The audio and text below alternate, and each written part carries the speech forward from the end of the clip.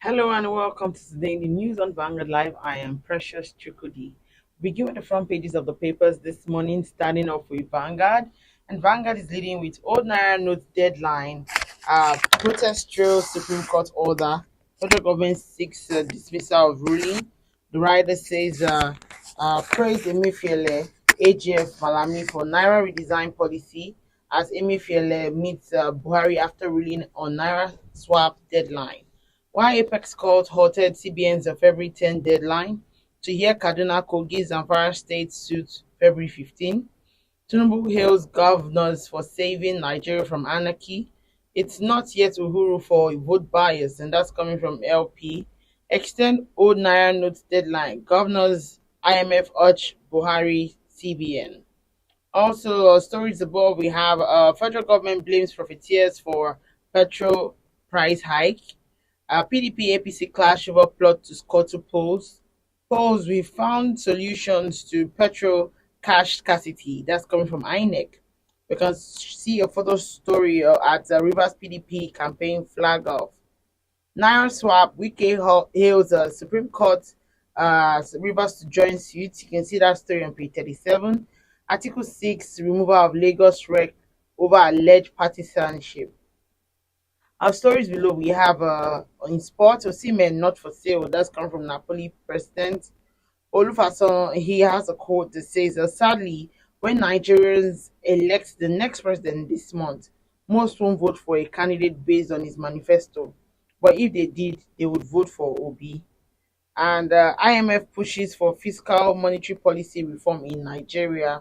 And that's what we can take on the front page of Vanguard. Let's take a look at the Guardian newspaper. The Guardian is leading with Naira swap. Federal government insists on February 10 ask Apex Court to dismiss state suits. The writer says Buhari meets Emefiele. Malami after Supreme Court ruling. IMF asks federal government CBN to extend cash swap deadline. Continue to spend old Naira notes. Erufai tells Nigerians cash scarcity defies Supreme Court's ruling. Cash in circulation may have dropped by 80%. World attention on Nigeria. I hope nothing tampers with elections. And that's Obasanjo. That's what he's saying. And of course, it's 16 days left the election. Naira swap. Wike hails the Supreme Court. Rivers to join suit. Immigration intercepted 6,216 voters cards, identity cards, others from foreigners. Article Huriwa wants Lagos rec removed over alleged partisanship. Ajaero takes over as NLC boss, pledges to reconnect Nigerians with labor movements. And that's what we can take on the front page of the Guardian newspaper. Let's take a look at the Nation newspaper. The Nation is leading with relief, joy as Supreme Court holds CBN deadline on old Naira. The writer says Rivers seek to join suits. World Bank IMF deadline ill-conceived. There's the quote that says, whatever step they take must comply with the court decision. This is a Supreme Court's ruling. It bears no resistance or contradiction. It is irrevocable in the high tradition of the law. Tinubu Erufai, Wike OPS, others hail injunction. The pro-people and the anti-people. Stories above, they're told in Turkey, Syria earthquakes near the 12,000. Nigeria air to begin flying soon, says the federal government. I seek a nation founded on justice, prosperity, for all. Let's take a look at the Punch newspaper. The Punch is leading with a new Naira. World Bank, IMF wants the CBN. Supreme Court stops Friday deadline. The writer says a shortage of new notes has caused hardships, disrupted trade, payments, and that's coming from IMF. Protest rocks Abuja as Tinubu Erufai hails judgment. Malami asks court to dismiss suit. We can see a photo story showing different queues in Lagos, Abuja, and customers waiting to withdraw the new Naira notes at banks and ATMs. And also on page 18, INEC appeals Osun poll judgment defends Adeleke's victory. 805 million Naira fraud. Fleeing Senator Nwaboshi nabbed, sent to prison. And of course, stories above 195 Naira per litre impossible, marketers insist.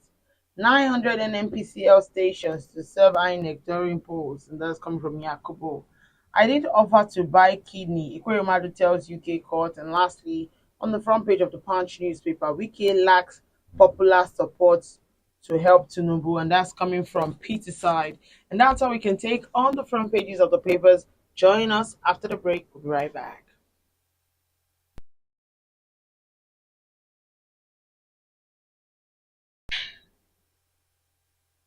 All right, welcome back. If you're just joining, it's still today in the news on Vanguard Live. I am Precious Chukudi.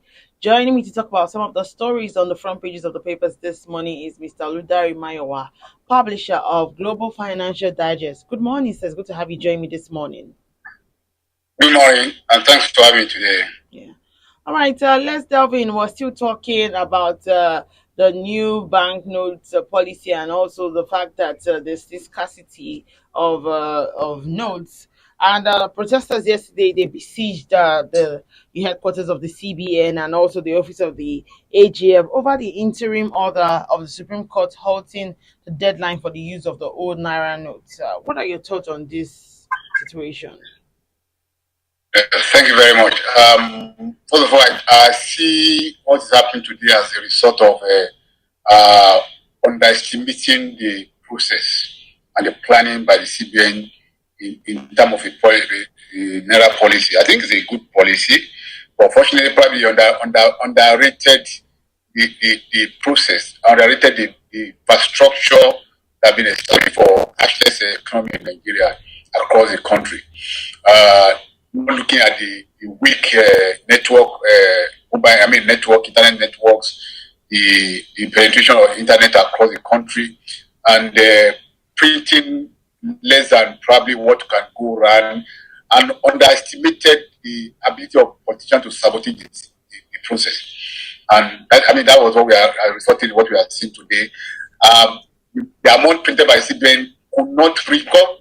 Who are the people suffering today? Are the lower cadres of people. And I'm sure in the process of planning, CBN has taken care of that area. That's why I say you can withdraw 20,000 per day. Every Nigerian, at the lower rank, based on the data we have for the MBS, who need more than 20,000 naira a day to transact business. But unfortunately, along the line, estimated, like I said, the politicians and saboteurs who can actually derail the system by hijacking the entire money sent to the bank. Most of the politicians, they have interest in those banks. You can work the MD, I need 500 million, I need 1 billion, and they will take to their homes. So probably CBN underestimated that aspect of the policy.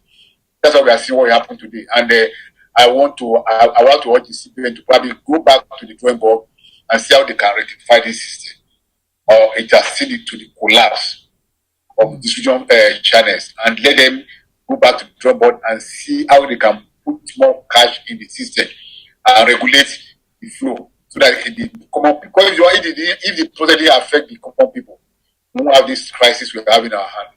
So government need to really go back and probably correct all those errors. It's not too late for them to do.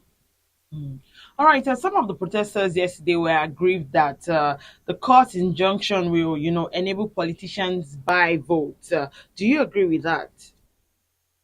Those protesters are sponsored by politicians. There are some politicians that are happy with the process, what is going on. So the process has discredited the present administration. So it is against the APC. So from the other hand, you see the PDP sponsoring protests and the rest, so that to say no, people want to sabotage this thing. It's a political game we are seeing playing out, and that's what derailed the process. That's what I've seen the process. The APC candidate, they don't want the policy to succeed because they feel that it will hinder spending by politicians to fund the election. On the other hand, even though it affects them in a way, but they want to portray to the public that they are sympathetic, they are against vote buy. All politicians are buying votes anyway, that PDP, APC, whatever name them, they indulge in vote buy. But of course, it's a political game just to swear the opinion or to try to pay the other one back black. That's what we are seeing. The protesters are sponsored. They are not genuine protesters. I can say that, categorically, come from their demand. People are suffering. People are queuing at the ATM. They could not access cash. And some group are rising up and protesting that they don't extend it. So are you saying the suffering of the people should continue? So I see it from that light. I see part of the political game. And the government need to rise up to the occasion to actually nip this in the bud and ensure that the common man will not suffer. I mean, the cost of implementing this process, this policy. All right. Also, we have about 36 governors of in Nigeria have urged the president to extend the deadline and revisit the CBN cashless policy. What's your take on it? And do you think that the workability of the policy is impossible for now? Unfortunately, because it was of bad planning, nothing has been derailed. I can assure you, even the IMF issued a press release yesterday that the CBN should extend the deadline. The World Bank equally said something similar to that, so that to extend the deadline because of the pressure on the system, pressure on the internet, pressure on the entire system. This thing can actually collapse the transition program if care is not taken. The governors that are meeting with the president, it's not because they love the people. It's not because they want people to not to suffer because of that one. They are still pursuing their political interests. That's the way they are pointing prayer on the president. I'm sure the president may not be able to withstand those prayers, and they will work onto it. Of course, some people have gone to call to say, hey, stop, they don't extend. You know, it's like I said, it's still a political game they are playing. And who will suffer this is the common people. Who, at the end of the day, if the issue is not properly resolved, it might derail the transition program, especially with scarcity of fuel, and people are not able to buy. We are not able to buy food. We are not able to buy it. I called yesterday. Some people are looking for 2,000 naira to spend because all their old notes have been taken to the bank, and they cannot access their money. It's as bad as that. So people are looking for money, you know, just to can you give me this cash I can transfer to you because you have access to cash. It's as bad as that to certain level of people. And you can imagine who are going through that suffering. How would they want to go to vote, to go and vote? They will disenchanted, they will leave, they will boycott the election, and probably those who can cause trouble can cause trouble. So for me, the governors are not fighting for the interest of the government, but notwithstanding that, the president and the CBN need to sit down together and iron all the fault lines and ensure that the naira flow back to, because people have the right to access their money. They put their money in the bank. They have the right to access their money. So if you deny them the access to their money, a lot of things will happen. How best do you think that the new NAIRA notes exercise should have been handled? If not because of the politics that was involved, the plan by CBN would have worked. You not just stand, you know. But fortunately, because we are in a critical stage of our transition, and no matter how much the CBN put in the system today, the politician will hijack the money. So as long as they are that loopholes for opportunity for the politician to hijack the money sent to the system, it will still lead to crisis. So at this time, what CBN should just do just to surrender the system has failed, and just gradually allow the old notes and the new NAIRA note to work pari passu until a reasonable time where it can even be able to phase out. Because there's something they can do. If they put more billions of NAIRA notes in the system, the politician will buy it from the bank. They will return their own note because they already stock what they are fighting for today. They already stock old NAIRA note in their vault at home, which they want to spend for the election. And CBN now brought the policy that hindered them from bringing those money out. So that's why you are seeing this sabotage and the crisis. So CBN had to surrender that they have failed and just allow the system to probably look for that means to ensure that they mop up liquidity from the system. That's where I look at it. Otherwise, the politician will frustrate the system because they have the capacity, they have what it takes to do it, to compromise the system. And that would have been to their compromise the security agencies, their compromise the banking sector, their compromise across the line. So that's what they are capable of doing. So CBN just got to give so allow the old system and the new system to work. Many times we're feeling with the election and they can now enforce whatever they want to enforce. That's the way what I can recommend for them. All right, moving on. The federal government has blamed the greed and the rush by petroleum marketers to make illicit profit from the hardship of Nigerians for the rising cost of petrol across the country. What's your take on this situation? It seems like there's no coming to an end to this fuel scarcity crisis. Yeah, since NPC scarcity and the government they allowed the system to seep through their hands. The moment they allowed the scarcity, the queue to prolong, they lost the battle. Because either you like it or not, man will take arbitrage, people take advantage of opportunities. For example, you are selling the official price at 185 or 184, whatever the price they are fixed now, and in the next bus stop, people are selling for 320, 250, and because there is scarcity, the supply is short. The demand is higher than the supply. People will arbitrate. People want to go and sell, hold audit, and sell at the higher price to make more profit. And because the system has failed in such a way that no security agent, everybody has been compromised down the line, corruption has taken over. It is very difficult for government to actually be handle the situation as it is today. What the government is done trying to do was to pump more fuel to the and the more fuel they pump to the instead, the more people smoke to where they can make profit. Probably what the government are afraid to do, they still have to do it. Already people are buying at 250, 300, 600, and the rest across the country. What government should have allowed a little gap, to probably remove part of the subsidy, not all some, so that at least there will be fuel. So people are selling 180, they can sell all their pump. If you put, for example, you put the price fixed price to 200 today officially, the fuel will be available much more than what it is today, and people will have access to it. And of course, that was probably what the NPs want to achieve by creating artificial scarcity initially. And now we have got to that point that they have lost control of everything. So government need to actually genuinely think think a policy in such a way that they can reduce the pressure, the pace of the people. And the only way we can do that is that to pump more fuel in the system and ensure there is a uniformity. Because there's no way we can ensure uniformity anyway, but at least that they're able to minimize the gap of arbitraging on the product.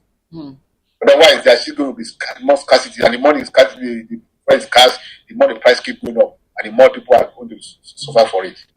Of course, there are lots of factors that has contributed to this fuel scarcity crisis. And one of those factors is the fact that the Ministry of Petroleum is saying that they're experiencing some bottlenecks with the distribution and movement of products to various destinations. What do you suggest should be done?